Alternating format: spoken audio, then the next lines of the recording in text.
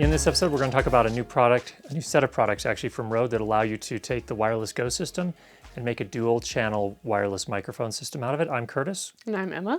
And I'm first going to talk about what's called the DCS-1. The DCS-1 is basically just a piece of aluminum in your shoe mount on your camera, and then it has two separate shoe receivers on top of it. The locking nut is metal, the whole thing is metal really. It's very lightweight at 48 grams, and it comes in at $15. So the idea here is that you have two wireless Go kits, you connect them both up to this. Now in addition to that, there are some grooves on the bottom that allow you to do some cable management, which is really nice, and we'll talk a little bit more about the cable in just a second. Of course, it's perfect size for two wireless Go receivers, but you could also put a Video Mic Pro and a wireless Go receiver, any combination of two things, and then you use the SC11 cable, which Emma's going to talk about. So the SC11 cable, which is the companion to the DCS-1, is also $15. It's a cable, a shielded cable, excuse me. It's also got a 6-inch memory cable portion, which allows you to bend it in various ways and keep it out of the way.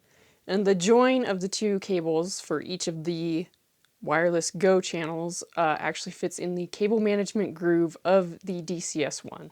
Yeah, so it's really convenient in terms of being able to manage the cables. You don't have cables that are going to get in the way of your controls or buttons or whatever.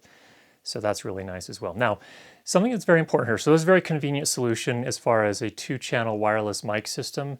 And I've had a lot of questions when we did our original wireless Go review. Can I connect two transmitters to a single receiver? No, you can't do that, but you can use something like this to essentially make it a dual channel system. Now, that's perfect for situations like this, but there is something that I think a lot of first-time users don't realize. When you get two microphones in the same room relatively close to each other, you experience a little bit of a problem.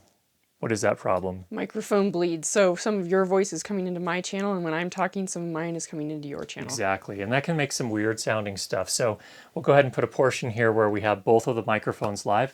Now the nice thing about the SC11 cable is that it actually splits those two receivers, or the mic and the receiver, whatever you're using on top of the DCS-1, and it puts one of them on the left channel of your camera and it puts the other one on the right channel of your camera. So it keeps them separate.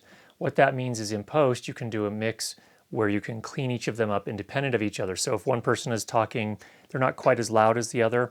Now, not only can you adjust the output level on the receiver, but you can also adjust it in post as well. And you can also take care of that microphone bleed issue. So one of the first things you'll want to consider with microphone bleed is if you can get people farther away from each other, those microphones farther away from each other, you're going to have less bleed. That's the first thing. So you don't want to do this when you're right next to each other, super close. You can see here we're probably a couple, 3 feet away from each other. Yeah. So, you probably want to start there.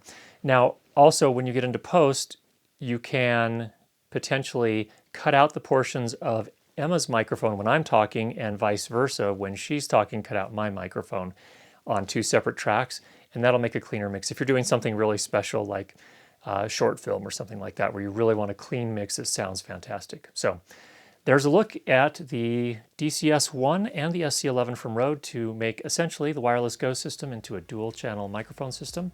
Thanks for checking out the show. If you have any questions, go ahead and leave those down below. And if you've not already subscribed, make sure you do that. And we'll be sure to get you more great videos on how to improve your lighting and sound for video. Talk to you soon.